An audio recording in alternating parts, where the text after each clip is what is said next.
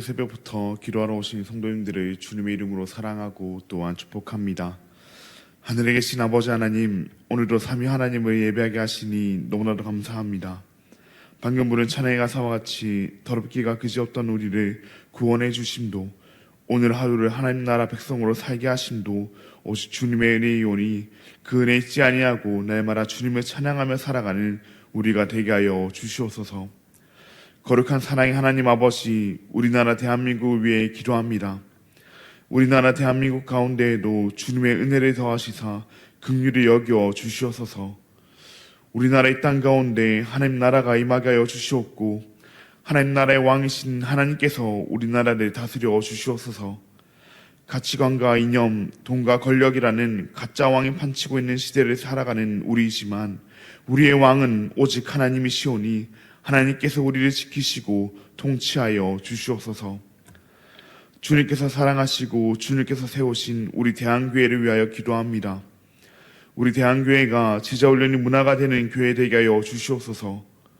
우리를 주님의 제자로 부르신 주님의 은혜를 잊지 않게 하여 주시옵고, 그 은혜에 마땅히 주님의 제자된 삶으로 반응하는 우리 교회 되게 하여 주시옵소서. 이 일을 위하여 수고하시는 담임 목사님, 주님 기억하여 주시옵고 영육간의 강건함을 더하여 주시옵소서. 함께 하시는 사모님과 외국에 나가 있는 세 자녀들 가운데에도 동일한 은혜를 더하여 주시옵소서. 긍휼이 풍성하신 하나님 아버지, 우리의 다음 세대들을 위하여 기도합니다.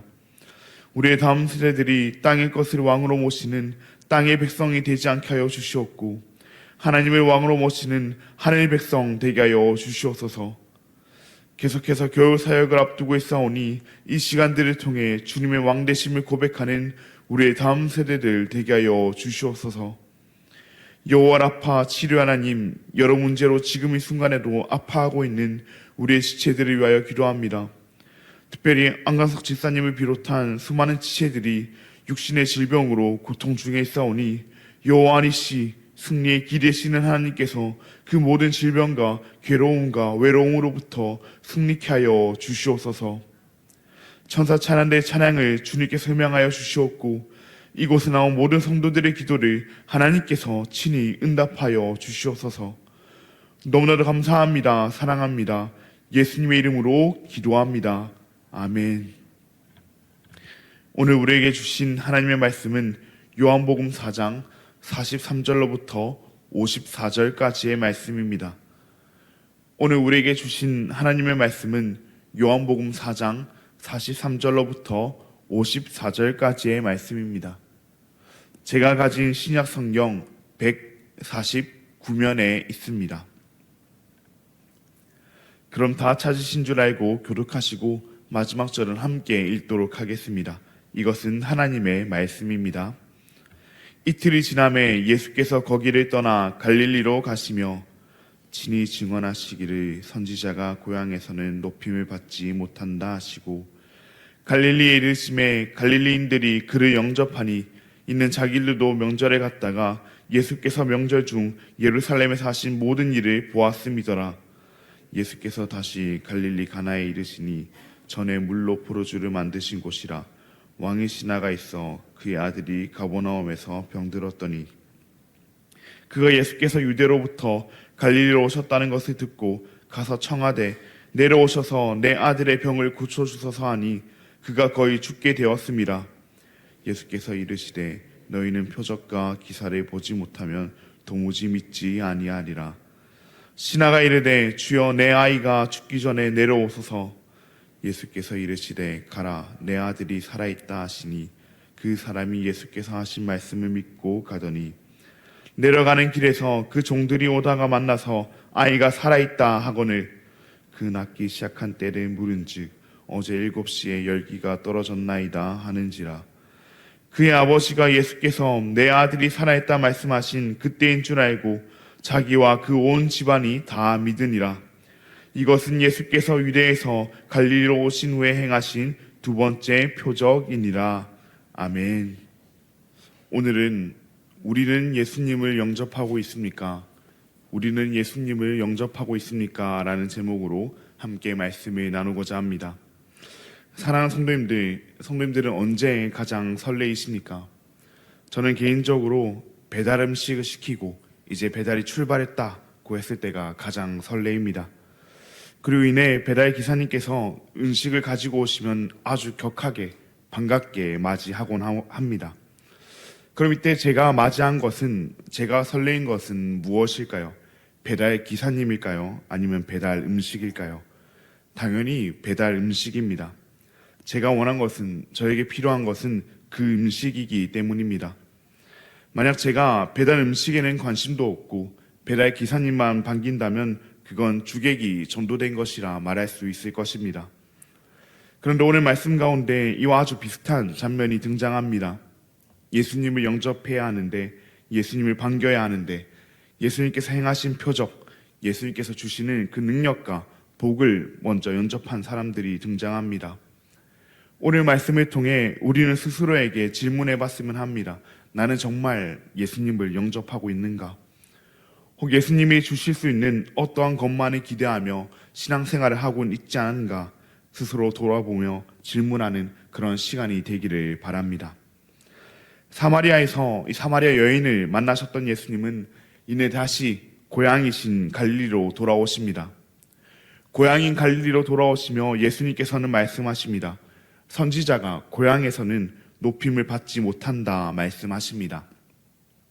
물론 여기서 말하는 높임이 높은 자리에 앉아 사람들을 부리는 것을 의미하지는 않습니다. 선지자로서 마땅히 받아야 할 그 존귀와 존경을 받지 못하신다 하는 의미입니다. 그런데 본문 45절 말씀에 갈릴리에 이르신 예수님께 갈릴리 사람들이 와서 예수님을 어떻게 하고 있습니까? 예수님을 영접하고 있습니다. 분명 방금 전에 예수님께서 선지자는 고향에서 높임을 받지 못하신다 하셨는데 지금 예수님은 고향 갈릴리에서 고향 사람들인 이 갈릴리 사람들에게 영접함을 받고 계십니다. 이게 대체 어떻게 된 일인가 싶습니다. 두 말은 너무 모순적으로 보이기 때문입니다. 예수님의 고향이 갈릴리가 아니라서 그런 것일까요? 실제로 예수님께서는 갈릴리가 아닌 우리가 잘 아는 대로 베들레헴에서 태어나셨지만 예수님께서 자란 곳은 갈릴리가 확실합니다. 그래서 성경의 수많은 본문이 예수님을 가리켜 갈릴리 사람, 나사렛 예수라고 합니다. 고향은 태어난 곳이 아닌 자란 곳을 의미하기 때문입니다. 우리도 서울에서 태어나고 또 부산에서 계속 산 사람에게 서울 사람이라 하지 않고 부산 사람이라고 하는 것처럼 말입니다. 그럼 예수님께서 말실수를 하신 것이거나 고향 사람들을 예수님께서 오해했던 것일까요? 이 또한 당연히 그렇지 않습니다. 하나님의 아들이신 예수님께서 이런 말실수를 하실 수가 없으시며 사람들을 오해하실 리는 더더욱 없으십니다. 그렇다면 이 모순적인 상황을 설명할 수 있는 건 단 하나밖에 남지 않습니다. 예수님의 고향 사람들인 이 갈릴리 사람들이 사실은 예수님을 영접하지 않은 것입니다. 선지자 되시고 구원자 되시는 예수님을 진실된 마음과 믿음으로 영접하지 않은 것입니다. 이를 잘 보여주는 것이 본문 45절 뒷부분 말씀입니다. 이는 자기들도 명절에 갔다가 예수께서 명절 중 예루살렘에서 하신 모든 일을 보았음이더라. 아멘. 예수님께서는 유대인의 대명절 유월절에 예루살렘으로 올라가셨습니다. 그곳에서 예수님께서는 수많은 표적을 일으키셨습니다. 그리고 그 자리에는 예수님과 같이 유월절을 맞아 예루살렘으로 올라온 예수님의 고향 사람들, 갈릴리 사람들도 있었습니다. 그들은 그곳에서 예수님께서 일으키신 모든 표적들을 보았습니다.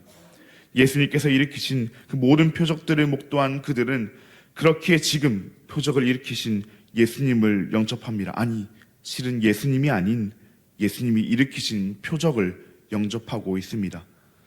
그들은 선지자 되시는 구원자 되시는 예수님을 영접하지는 않았습니다. 예수님이 베푸신 기적을 영접했습니다. 자신들의 눈을 즐겁게 해주시고 자신들의 이상을 실현시켜줄 그 예수님의 놀라운 능력을 그들은 영접했습니다.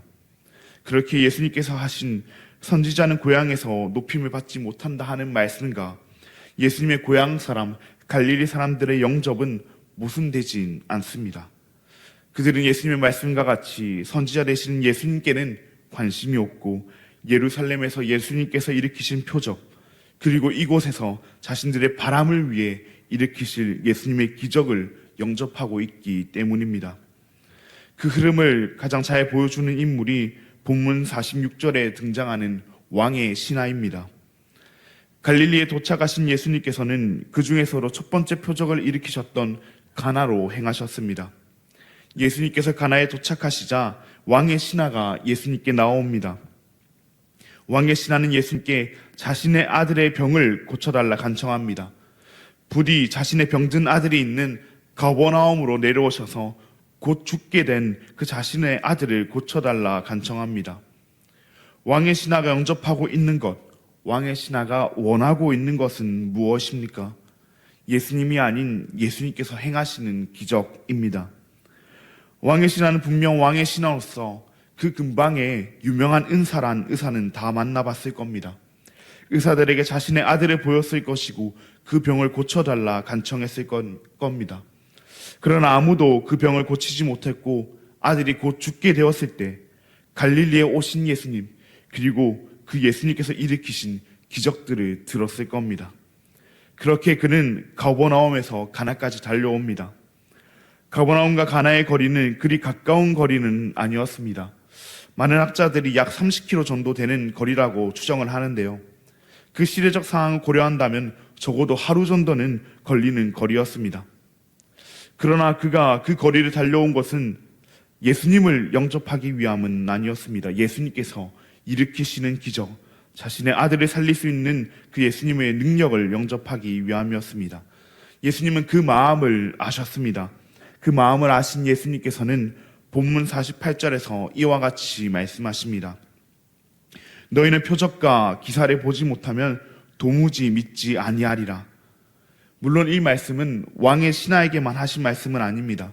예수님의 고향 사람들, 예수님의 표적과 능력만 바라보는 이들 모두에게 하신 말씀입니다. 예수님께서 하신 그 표적과 기사를 보지 못하면 믿지 아니한다 하시는 이 말씀은 표적과 기사를 보면 그래도 믿는다 하는 말이 아닙니다. 표적과 기사를 보고 믿는다고는 하지만 실제 그들의 믿음은 예수님을 향한 믿음이 아닌 표적과 기사를 향한 믿음이라는 말입니다. 즉 표적과 기사를 믿는다 하는 말입니다. 요한복음 2장 23절부터 25절 말씀을 보시면 예수님께서 일으키신 표적을 보고 수많은 사람들이 그의 이름을 믿었다라는 말씀이 나옵니다. 그러나 예수님께서는 그들에게 자신의 몸을 의탁하지 않으십니다. 모든 사람의 마음을 아신 주님께서는 그들의 믿음이 예수님을 향한 믿음이 아닌 표적을 향한 믿음임을 아셨기 때문입니다. 이처럼 왕의 신하도 예수님이 아닌 예수님께서 일으키시는 표적, 예수님께서 행하신 놀라운 능력을 믿고 나와왔습니다. 그런 그와 사람들을 예수님께서는 꾸짖으셨습니다. 그러나 왕의 신하는 이에 굴하지 아니하고 예수님께 다시 한번 간청합니다.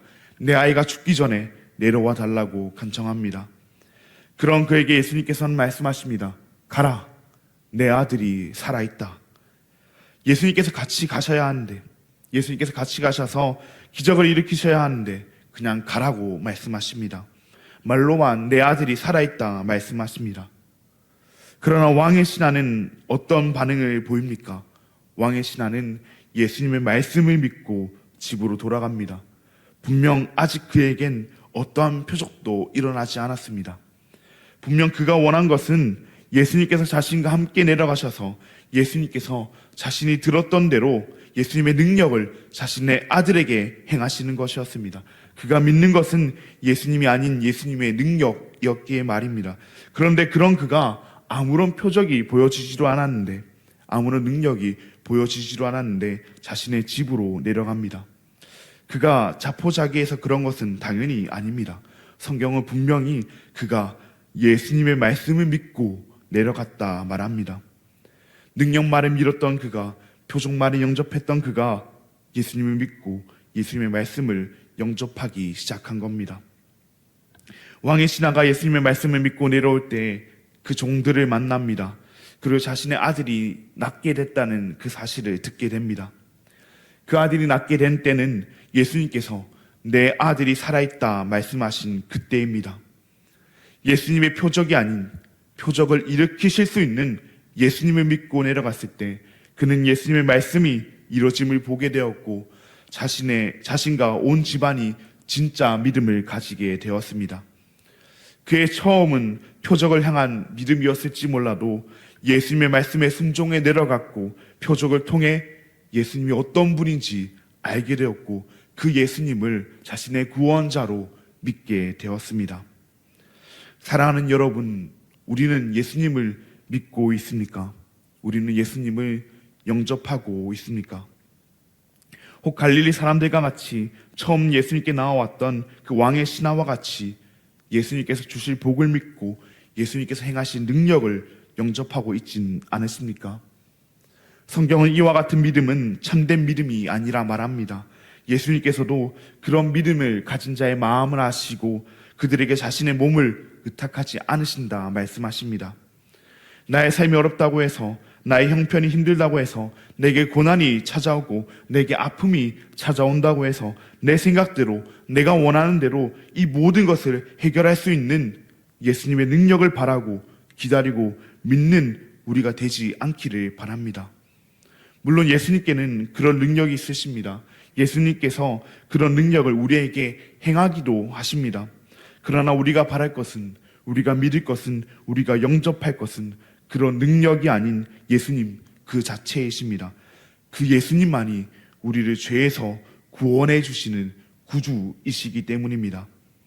아무리 우리가 원하는 표적이 일어난다고 하더라도, 그래서 이 땅에서 우리가 바라는 모든 것이 이루어진다고 하더라도 그것이 우리를 구원으로 이끌지는 못합니다. 표적은, 기사는 예수님이 어떤 분인지 알려주고 그 예수님께로 나아가게 하기 위함이지 그 자체가 목적이 될 수 없으며 그렇게 그 자체가 우리를 구원으로 이끌지도 못합니다. 우리는 오직 우리를 구원으로 인도하시는 예수님을 믿어야 합니다. 우리에겐 예수님이 필요하지 표적과 기사, 능력과 복이 필요한 것은 아닙니다. 그러니 오직 예수님만 영접하는 우리가 되기를 바랍니다. 영접은 무엇입니까? 신학적으로 설명할 것이 많겠지만 영접이라는 단어로서만 본다면 영접은 맞이하고 대접하는 일입니다. 우리가 맞이하고 우리가 대접할 분은 표적이 아닌 우리를 구원하시는 예수님입니다. 우리가 표적을 대접하고 예수님은 본체로 하지 않는다면 이것은 마치 음식을 배달하러 온 그 배달 기사님은 집 안으로 맞이하고 음식은 차가운 문 밖에 두는 것과 마찬가지입니다. 배달 기사님은 우리에게 음식을 전달하기 위해 오셨을 뿐이고 그렇기에 우리가 맞이할 것은 배달 기사님이 아닌 음식입니다. 이 음식이 우리의 양식이 되고 우리에게 힘을 주어 우리를 살게 합니다. 이처럼 표적도 우리에게 예수님을 알려주기 위해 주어졌을 뿐이며 그렇게 우리가 맞이할 분은 표적이 아닌 예수님입니다. 예수님이 우리의 영원한 양식이 되어주시고 우리를 살게 하십니다. 그러니 사랑하는 여러분, 표적이 필요한 순간 그저 문제 해결을 위해 표적을 구하지 아니하고 이를 통해 예수님을 더욱 알아가게 해달라고 기도하며 실제로 그 예수님을 더욱 알아가는 시간이 되는, 그렇게 더욱 예수님을 알아가는 우리가 되기를 바랍니다. 내 삶에 원하는 표적이 일어나지 않는다고 하더라도 나에게 필요한 분은 우리를 죄에서 구원하신 주님이시오니 나의 구주 되시는 주님만 영접하는 우리가 되기를 바랍니다. 그 예수님께서 우리를 영원한 하나님 나라로 이끄실 것임을 믿으며 표적이 아닌 예수님을 맞이하기를 기뻐하는 저와 우리 모든 대한가족 여러분들 되시기를 진심으로 그리고 간절히 바랍니다.